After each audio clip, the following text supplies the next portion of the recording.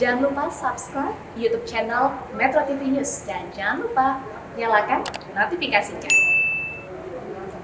Pemirsa, Kementerian Ketenagakerjaan telah menetapkan kenaikan upah minimum provinsi nasional tahun 2022 rata sebesar 1,09%.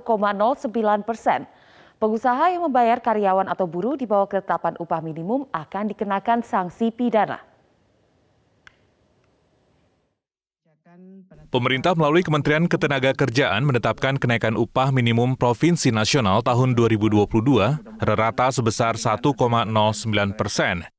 Menteri Ketenagakerjaan Ida Fauzia menyebut, penetapan UMP ditujukan untuk melindungi para pekerja agar tidak dibayar terlalu rendah dan sebagai instrumen pengentasan kemiskinan. UMP ditetapkan bagi pekerja dengan masa kerja kurang dari 1 tahun, sementara pekerja dengan masa kerja lebih dari setahun dapat menggunakan upah aktual atau upah efektif berdasarkan struktur skala upah di masing-masing perusahaan. Besaran upah efektif tersebut mengacu pada struktur dan skala upah. Apabila susu ini sudah diterapkan, maka akan terwujud distribusi upah di atas upah minimum secara adil antar jabatan, antar pekerja dengan berbasis pada kinerja individu dan produktivitas. Dengan demikian, kenaikan upah masing-masing pekerja atau buruh akan sangat bergantung dengan produktivitas yang dihasilkan. Ketetapan upah minimum ini harus diikuti perusahaan dan pemerintah daerah. Pengusaha yang membayar karyawan atau buruh di bawah ketetapan upah minimum akan dikenakan sanksi pidana.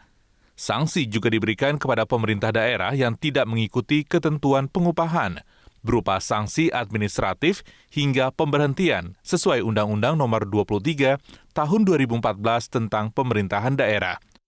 Gubernur harus menetapkan UMP paling lambat 21 November 2021 dan untuk kabupaten kota ditetapkan paling lambat 30 November 2021. Gubernur harus menetapkan UMP paling lambat tanggal 21 November tahun 2021. Dan karena tanggal 21 November merupakan hari libur nasional, maka penetapannya dilakukan paling lambat 1 hari sebelumnya, yaitu tanggal 20 November.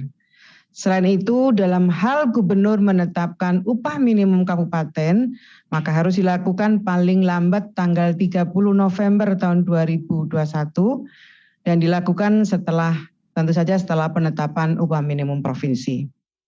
Ida juga meminta para pemimpin daerah untuk dapat mencermati kondisi di daerahnya berdasarkan indikator makro. Data Badan Pusat Statistik BPS juga telah mengumumkan data ekonomi dan data ketenagakerjaan untuk masing-masing wilayah, seperti pertumbuhan ekonomi, inflasi, garis kemiskinan, dan pengangguran terbuka. Dari Jakarta, Tim Liputan Metro TV.